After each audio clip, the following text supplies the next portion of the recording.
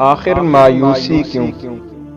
جب ایمان کمزور ہونے لگے تو دل پریشان رہنے لگتا ہے، عبادات سے دل اٹھ جاتا ہے، ہر وقت ایک مایوسی اور افسردگی حاوی رہتی ہے۔ یہ اس بات کی نشاندہی ہے کہ روح تشنا ہے۔ جیسے جسم کو غذا چاہیے ہوتی ہے، اسی طرح روح کو بھی غذا کی ضرورت ہے۔ اس کی غذا عبادات، ذکر اور قرآن پاک کی تلاوت ہے۔ ہمارا دین دین کامل ہے۔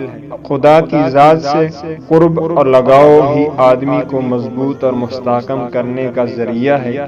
ایمان کی کمزوری ہمیں وسوسوں اور مایوسی کا شکار کر دیتی ہے، پھر دل نہیں لگتا، نہ دین کی بات میں نہ دنیا کی رنگینیاں میل کرتی ہیں۔ یقین محکم اور اللہ کی ذات پر مکمل بھروسہ ہی وہ واحد ذریعہ ہے کہ جو اس مشکل سے آدمی کو نکال سکے، اور یقین محکم بھی ایسا ہے کہ کسی شک و شبہے کی گنجائش باقی نہ رہے۔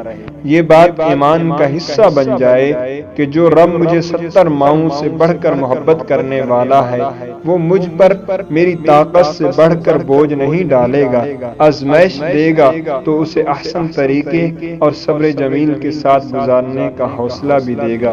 مایوسی ہماری اپنی ناقص ایمان اور عقل کی وجہ سے ہے۔ اسلام تو وہ دین ہے جس پر عمل انسان کی ذات کو توانا کر دیتا ہے۔ اس لیے دل کو اللہ کی یاد اور ذکر سے جوڑے رکھنا بہت اہم ہے، اور اس یقین کے ساتھ کہ اللہ کی رحمت ہر مشکل اور پریشانی سے بڑی ہے۔ اللہ ہم سب کا حامی و ناصر ہو، آمین یا رب۔